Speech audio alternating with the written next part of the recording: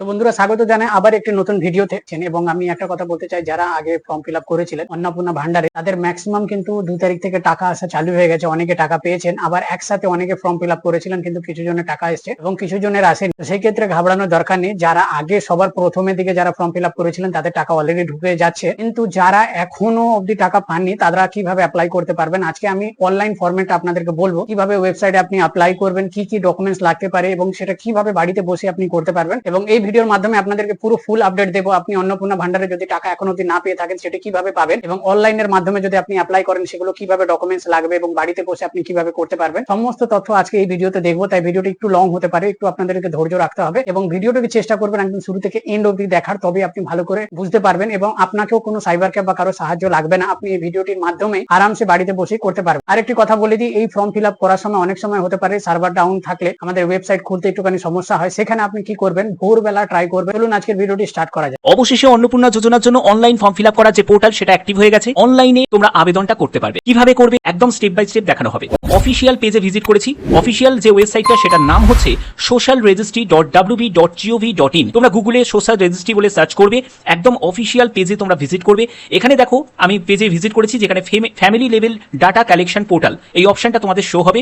যেখানে দেখো তোমাদের দুটো অপশন থাকছে, একটি হচ্ছে পাবলিক অ্যাক্সেস আর একটি হলো যারা রেজিস্টার, যারা অথরাইজ তারা তোমাদের এই ফিল আপটা করে দেবে। তো তোমাদের যেটা করতে হবে, যারা ঘরে বসে নিজেরাই করতে চাইছো তাদেরকে public access citizen family login এই অপশনে তোমাদের ক্লিক করতে হবে। দেখো এখানে অ্যাক্সেস সিটিজেন পোর্টাল যে অপশনটা তোমরা দেখতে পাচ্ছ, সিম্পলি এখানে ক্লিক করে দেবে। যখনই তুমি এই অপশনে ক্লিক করবে দেখো এরকম একটি পেজ ওপেন হবে, অ্যাপ্লিকেন্ট লগইন। তো অ্যাপ্লিকেন্ট লগইন পেজে যখন তুমি ক্লিক করবে দেখো তোমাদের এখানে সিলেক্ট ইউর ডিস্ট্রিক্ট, অর্থাৎ প্রথমে তোমাকে তোমার জেলা এখান থেকে সিলেক্ট করতে হবে। তো এখান থেকে আমি আমার জেলা সিলেক্ট করলাম। এরপরে হচ্ছে তোমার মোবাইল নাম্বারটা এখানে এন্টার করবে, তারপরে ক্যাপচা কোড যেটা দেখতে পাচ্ছ এই ক্যাপচা কোডটা এখানে ক্যালকুলেশন করে বসিয়ে দেবে। এরপরে রিকোয়েস্ট ওটিপি অপশনে ক্লিক করতে হবে। তোমার ফোনেতে একটি ওটিপি আসবে, সেই ওটিপিটাকে তোমাকে এন্টার করে ভেরিফাই করতে হবে। তো এখানে আমি মোবাইল নাম্বার ক্যাপচা কোডটা বসিয়ে নিচ্ছি। তো দেখো আমি যখনই রিকোয়েস্ট ওটিপি অপশনে ক্লিক করলাম, এখানে তোমার 6 ডিজিটের একটি ওটিপি আসবে ফোনেতে, সেই ওটিপিটাকে তোমাকে এন্টার করে ভেরিফাই এন্ড কন্টিনিউ অপশনে ক্লিক করতে হবে। তো আমি ওটিপিটাকে এন্টার করে নিচ্ছি। এরপরে ভেরিফাই এন্ড কন্টিনিউ অপশনে ক্লিক করব। তো দেখতে পাচ্ছ আমি ওটিপিটাকে এন্টার করে নিয়েছি। এরপরে ভেরিফাই এন্ড কন্টিনিউ অপশনে ক্লিক করব। তো যখনই তুমি ভেরিফাই এন্ড কন্টিনিউ অপশনে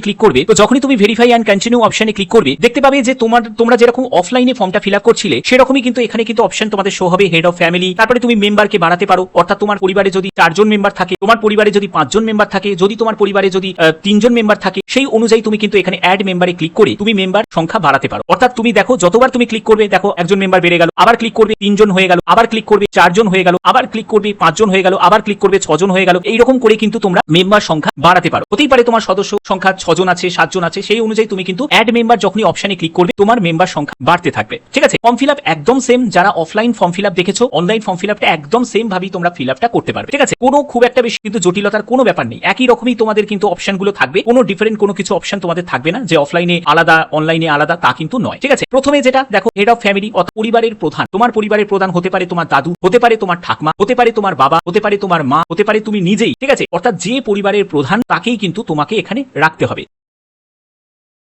যখনই তুমি অ্যাড মেম্বার করলে ফিল আপটা করবে, তারপর মেম্বার 3 এর ফিল আপটা করবে, তারপরে মেম্বার 4 এ ফিল আপ করবে, সেরকম তোমাদের ফিল আপটা করতে হবে। এখানে বেসিক ইনফরমেশনে বলে রাখি কি কি আছে। প্রথমে হচ্ছে যে হেড অফ ফ্যামিলি তার নাম। ঠিক আছে, এবার তুমি যখনই এই একটা একটা করে ফিল আপ করবে তারপরে নেক্সট করে তুমি দেখবে দ্বিতীয় মেম্বারে চলে যাবে, তারপরে তৃতীয় মেম্বারে, তাদেরও কিন্তু সেম এই রকমই কিন্তু তোমাদের শো হবে।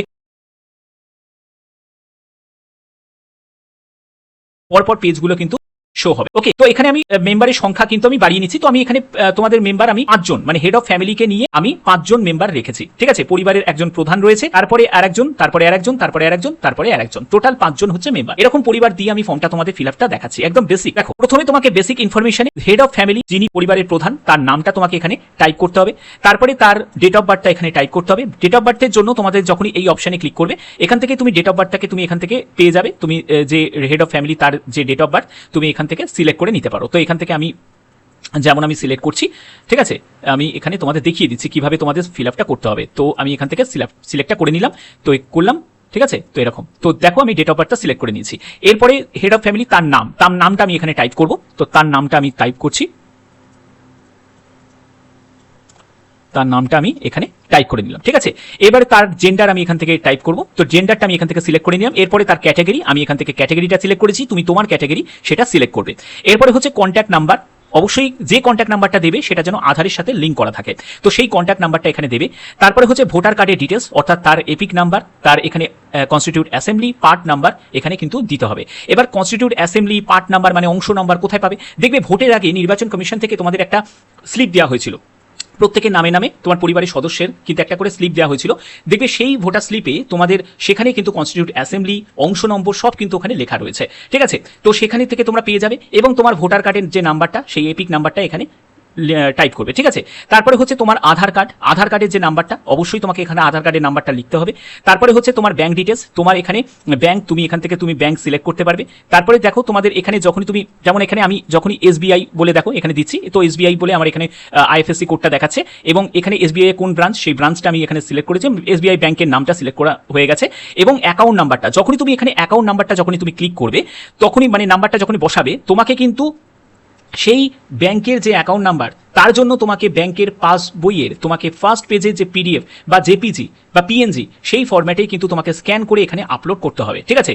তো এইগুলো করার পরে তারপরে তুমি কি করতে পারবে, তুমি নেক্সট অপশানে ক্লিক করবে। যখনই তুমি নেক্সট অপশানে ক্লিক করবে এবার তোমাদের মেম্বার 2তে তুমি ভিজিট করবে, আবার কিন্তু তারও কিন্তু সেম সেই দেখবে পরিবারের যে সেকেন্ড মেম্বার তার নাম তোমাকে টাইপ করতে হবে, তার ভোটার আইডি কার্ডের নাম্বার তোমাকে টাইপ করতে হবে, তার আধার নাম্বারটা টাইপ করতে হবে, তার মোবাইল নাম্বারটা তোমাকে দিতে হবে, ঠিক আছে? তারপরে হেড অফ ফ্যামিলির সাথে তার সম্পর্ক কি সেটা তোমাকে এখানে দিতে হবে, যেমন তুমি অফলাইনে তুমি ফিল আপটা করছিলে, ঠিক আছে?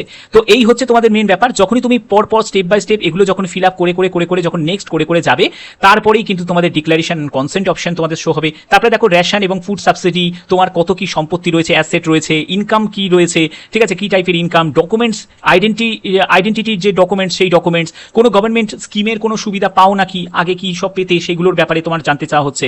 তারপরে হচ্ছে ফ্যামিলির আইডেন্টিটি, তো এগুলো কিন্তু তোমাদের সব জানতে চাওয়া হবে একদম স্টেপ বাই স্টেপ, ঠিক আছে? তো আমি একদম সম্পূর্ণ ভিডিও তোমাদের জন্য নিয়ে আসবো, এটা জাস্ট লিঙ্কটা এখনই অ্যাক্টিভ হয়েছে বলে আমি তোমাদের কাছে সেই ইনফরমেশনটা আমি পৌঁছে দিলাম। যারা একদম কমপ্লিট ভিডিও চাও, একদম কিভাবে তোমাদের একেবারে A to Z কিভাবে ফিল আপ করতে হবে সেই রিলেটেড যারা তোমরা ভিডিও চাও তারা অবশ্যই বলবো চ্যানেলটিকে সাবস্ক্রাইব করে রাখো, খুব শীঘ্রই আমি সেই ভিডিও তোমাদের জন্য নিয়ে চলে আসবো। একদম তোমাদের বলে রাখি, আবার বলছি, অফলাইন যেরকম ফর্ম ফিল আপ করেছিলে একদম সিম্পল কিন্তু এই অনলাইন ফর্ম ফিল আপটাও সেরকমই, কোনো আলাদা কিছুই কিন্তু নেই, ঠিক আছে? তো আশা করি ব্যাপারটা বোঝাতে পারলাম। যদি ভিডিওটা ভালো লাগে অতি অবশ্যই ভিডিওটাতে একটি লাইক করবে, চ্যানেলটিকে সাবস্ক্রাইব করে বেল আইকনটাকে অল করে রাখবে। চলুন আজকের জন্য এতটাই। জয় হিন্দ, জয় ভারত।